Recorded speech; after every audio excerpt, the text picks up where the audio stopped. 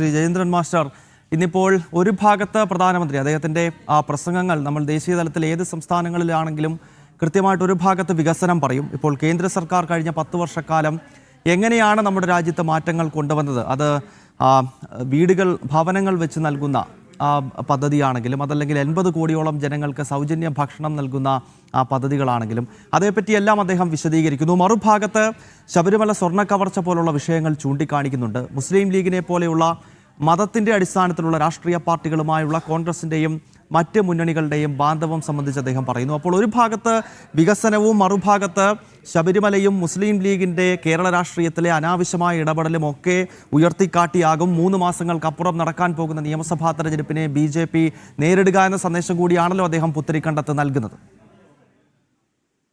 ഗൗതം, കഴിഞ്ഞ ഏതാണ്ട് ഒരു വർഷക്കാലത്തോളമായി കേരള രാഷ്ട്രീയത്തിൽ ഭാരതീയ ജനതാ പാർട്ടി മുൻപോട്ട് വെച്ചത് വികസന രാഷ്ട്രീയമായിരുന്നു.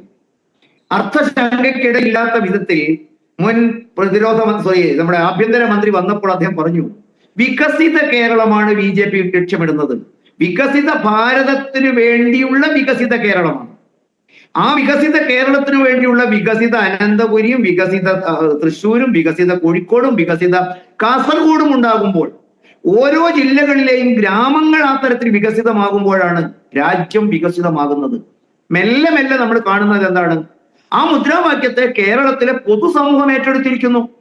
ഇടതുപക്ഷത്തിനു വേണ്ടി വേദികളിലും ചാനലുകളിലും വന്ന് ഘോരഘോരം പ്രസംഗിച്ചിരുന്ന ആളുകൾ, അത്തരം ആശയക്കാരെ പോലും അത്ഭുതപ്പെടുത്തിക്കൊണ്ട് അവർ ദേശീയ രാഷ്ട്രീയത്തോടൊപ്പം നിൽക്കുന്നു. BJP നഖശിഖാന്തം എതിർത്തിരുന്ന മുൻ MLA മാർ, മുൻ മന്ത്രിമാർ, മുഖ്യമന്ത്രിമാരുടെ മക്കൾ, മരുമക്കൾ, ഉന്നതമായ ബോധ നിലവാരമുള്ള ശാസ്ത്രഗണത്തിൽപ്പെടുന്ന സാങ്കേതിക വൈദഗ്ധ്യമുള്ള ആളുകൾ, അത്തരം ആളുകളിലൊക്കെ കേരളത്തിൽ ഇന്ന് അവരുടെ മനോഭാവത്തിന് വലിയ മാറ്റം വന്നിരിക്കുന്നു. ഇന്ന് പ്രധാനമന്ത്രി പറഞ്ഞിരിക്കുന്നു, തിരുവനന്തപുരത്ത് നടന്നത് കേവലം ഒരു അധികാര മാറ്റമല്ല കേരളത്തിൽ സാക്ഷ്യം വഹിക്കാൻ പോകുന്നത്. ഭാരതത്തിലെ മികച്ച കോർപ്പറേഷനുകളൊന്നായി കേരളത്തിലെ മറ്റുള്ളവർക്ക് ഇതാണ് വികസനം എന്ന് തോന്നിക്കുന്ന തരത്തിലുള്ള മുഴുവൻ ആളുകളെയും ചേർത്ത് പിടിക്കുന്ന, മാത്രമല്ല മേയർ തന്നെ അർത്ഥശങ്കയ്ക്കിടയില്ലാത്ത വിധം പറഞ്ഞത് എന്താണ്? NDA സർക്കാരിന് അല്ലെങ്കിൽ അവിടുത്തെ മേയർക്ക് പിന്തുണ നൽകുന്ന 51 വാർഡുകളുടെ വികസനമല്ല ലക്ഷ്യമിടുന്നത്. അക്ഷരാർത്ഥത്തിൽ BJP എതിർക്കുന്ന, BJPയോട് വിയോജിപ്പുള്ള, NDA ആശയങ്ങളോട് ആശങ്കയുള്ള വാർഡുകളിൽ കൂടി വികസനം എത്തിക്കും. ആ തരത്തിലുള്ള സമഗ്രമായ ഒരു വികസിത കേരളമാണ് ഉണ്ടാക്കുന്നത്.